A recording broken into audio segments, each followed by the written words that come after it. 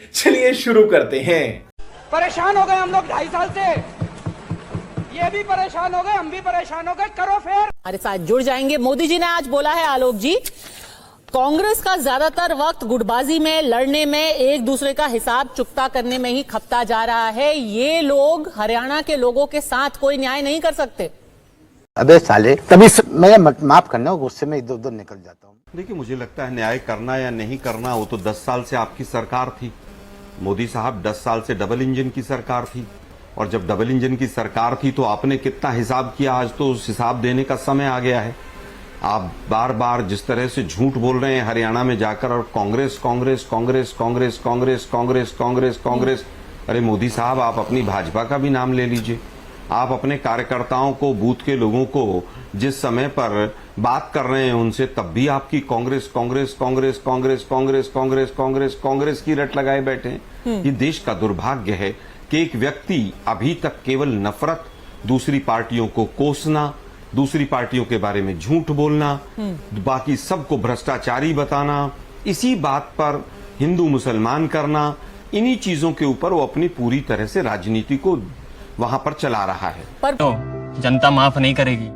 मोदी जी, आप तो पूरी बताइए तरीके ना से कि खत्म भाई हो किस गई तरह है। से आपने जो वायदे 2014, हाँ जी, गुटबाजी पूरी तरीके से खत्म हो गई है, क्योंकि कुमारी शैलजा तो है ही, उन्होंने अपने सारे इंटरव्यूज में साफ साफ बोला है, देखिए मुख्यमंत्री कोई भी बन सकता है, मुख्यमंत्री हर कोई बनना चाहता है। रणदीप सिंह सुरजेवाला के जो बेटे हैं, आपके कैंडिडेट भी हैं हरियाणा में, उन्होंने भी कहा है कि मैं चाहता हूं कि मेरे पिताजी मुख्यमंत्री बने। तो कैंडिडेट तो कई हैं। ये चुप है। देखिए, मुझे लगता है कि मीडिया के साथी बिल्कुल भी अपने विवेक का उपयोग नहीं कर रहे हैं। अरे भाई, उन्होंने केवल यही तो कहा है कि भाई मुख्यमंत्री तो सब बन सकते हैं।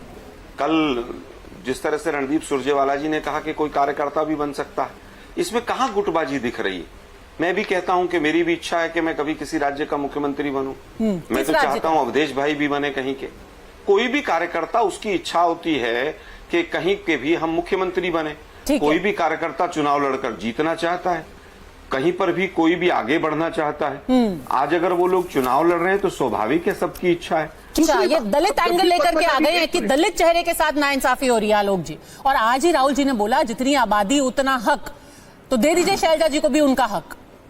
और अभी तो रुको, क्लाइमैक्स अभी बाकी है। देखिए, मुझे लगता है कि मेरे रोहन जी बड़े अजीज रहे हैं। रोहन जी बताएं, 10 साल में इन्होंने हरियाणा में 5 प्रदेश अध्यक्ष बदले। 5 में से क्या एक भी दलित नहीं बना सकते थे?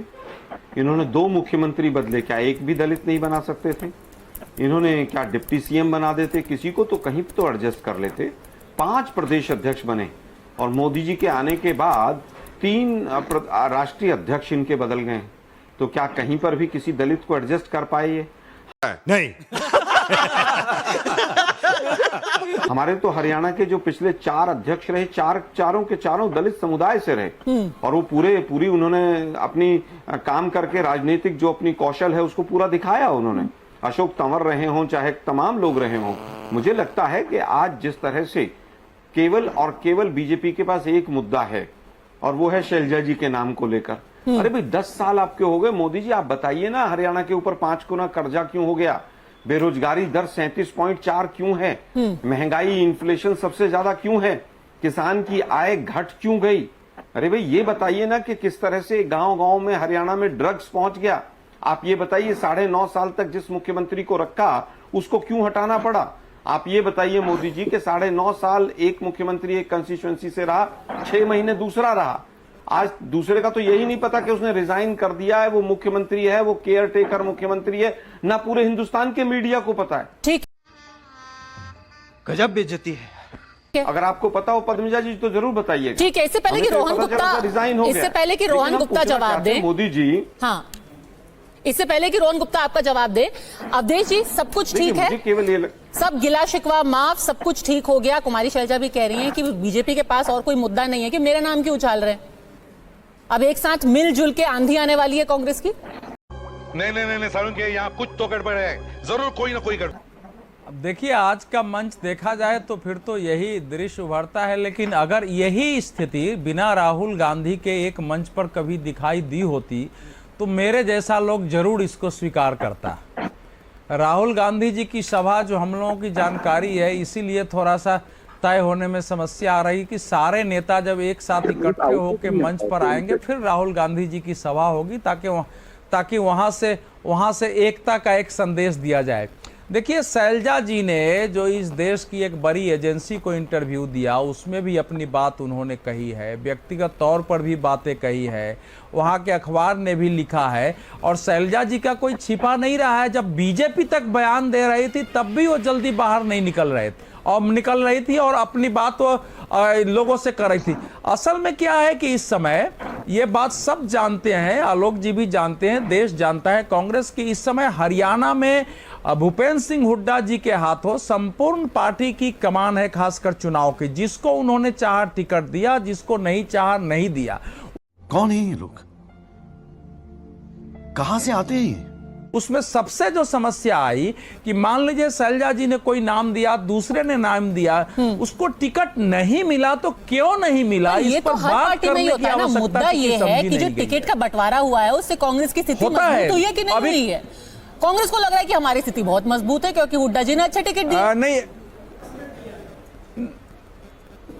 विद्रोह भारतीय जनता पार्टी में। अभी हम कांग्रेस की चर्चा कर रहे थे, इसलिए कांग्रेस पर मैं बोल रहा हूं, क्योंकि कांग्रेस इस समय 10 साल से सत्ता में बाहर होने के बाद एक यूनिफाइड फोर्स की तरह लड़ रही है सत्ता में आने की आकांक्षा से। ये बड़ी अच्छी बात कही आप। तो जब सत्ता से बाहर होते हैं तो अपने गिले शिकवे, अपनी मैं बड़ा तुम बड़ा, मैं ज्यादा काम करने वाला, मैं पार्टी का, मेरी जाति का समीकरण, इस सब से अलग होकर एकजुट होकर लड़ते हैं। भूपेंद्र सिंह हुड्डा के नेतृत्व में भी पार्टी अगर एकजुट नहीं है, जिन लोगों को, बहुत सारे लोगों को टिकट के वायदे किए गए वहां, जिनको नहीं दिया गया, जिन्होंने पहले से खर्च किया, उनके अंदर एक असंतोष है। उनको कहा जा रहा है कि आपको आगे चुनाव सरकार आने पर उसमें एडजस्ट करेंगे, उसमें सभी के लोग हैं। तो शैलजा जी की जो मांग थे उस पर पार्टी ने कभी सार्वजनिक रूप से, राहुल गांधी जी ने दलितवाद का तो कहा, लेकिन एक दलित महिला का हरियाणा में कांग्रेस पार्टी की में क्या हैसियत है, इस विषय पर उन्होंने एक शब्द नहीं बोला। आज भी ओए,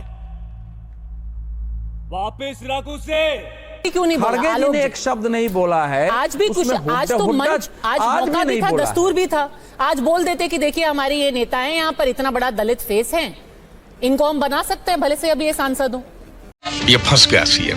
देखिए, मुझे लगता है किसको बना सकते हैं, किसको नहीं बना सकते हैं, वो कि क्यों बताया जाए, जब हम साफ साफ कह रहे हैं कि हमारी पॉलिसी है विधायक जीत कर आएंगे और हाईकमान और विधायक मिलकर बैठकर तय करेंगे। मतलब आप लोग दोनों पत्रकार महोदय चाहते हैं कि हम अपने घर में रायता फैला लें, इसका नाम ले लें, उसका नाम ले लें। क्या उन्होंने हुड्डा जी के लिए कहा था क्या अवधेश भाई कि हम हुड्डा जी को बनाने जा रहे हैं? ये बेकार की बातें केवल मीडिया, एक मिनट, ये केवल मीडिया के साथी जो है ना, इनको लग रहा किसी तरह से बस इस मुद्दे को जिंदा रखा जाए। अरे भाई, शैलजा जी ने, अवधेश जी कहा है कि मेरे ब्लड में कांग्रेस है, मैं तिरंगे में लिपट कर जाऊंगी, उसके बाद भी आप लोगों का पेट नहीं भर रहा।